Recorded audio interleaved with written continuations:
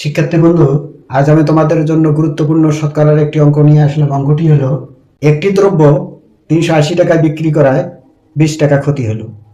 শতকরা ক্ষতির হার কত? এই যে 320 টাকায়, এটা হলো কি? এটা হলো বিক্রয় মূল্য। তাহলে বিক্রয় মূল্য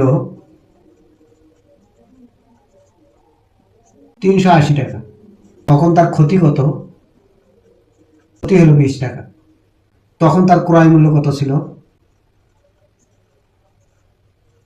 এই 380 যোগ হলো 20, তার মানে হলো 400 টাকা ছিল ক্রয় মূল্য। একটা জিনিস যখন 400 টাকায় কিনিয়া 380 টাকায় বিক্রি করলো, তখন তো 20 টাকা ক্ষতি হলো। তাহলে এখানে বলছে কি, শতকরা ক্ষতির হার কত? লাভ ক্ষতি বের করতে গেলে অবশ্যই সেটা ক্রয় মূল্যের উপর নির্ভর করে। তাহলে এই 400 টাকায় ক্ষতি হয় কত? ঐকিক নিয়মেও করতে পারি, আবার শর্টকাট পদ্ধতিতেও করতে পারি। 400 টাকায় ক্ষতি হয় হলো 20 টাকা, অতএব 1 টাকায় ক্ষতি হয় হলো কম, এই হলো 20 ভাগ হলো 400। অতএব এখানে বলছি কি, এই হলো শতকরা।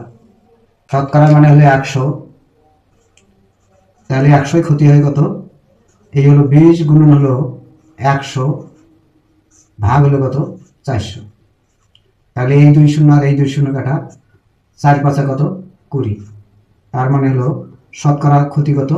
5%। তাহলে হলো ঘ নম্বর অ্যান্সার।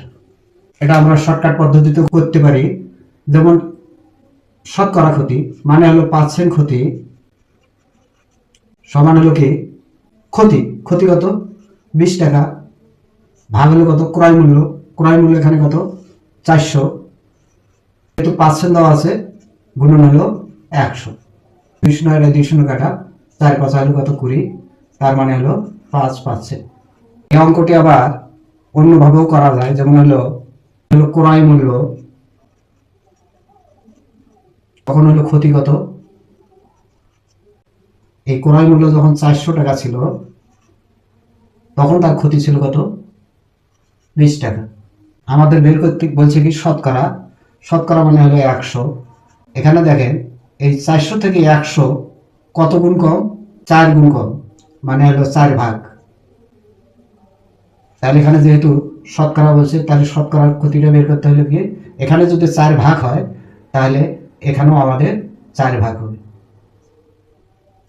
তাহলে হলো 4 5 কত? 20। তাহলে যেহেতু শতকরা ক্ষতি হলো 5, মানে হলো 5% দেবো আমরা। আশা করি আপনারা বুঝতে পারছেন। এইভাবে নিয়মে কৌশলে অঙ্ক শিখি, আর্ট অ্যান্ড ম্যাথের সাথে থাকি। সবার মঙ্গল কামনা করছি। ধন্যবাদ।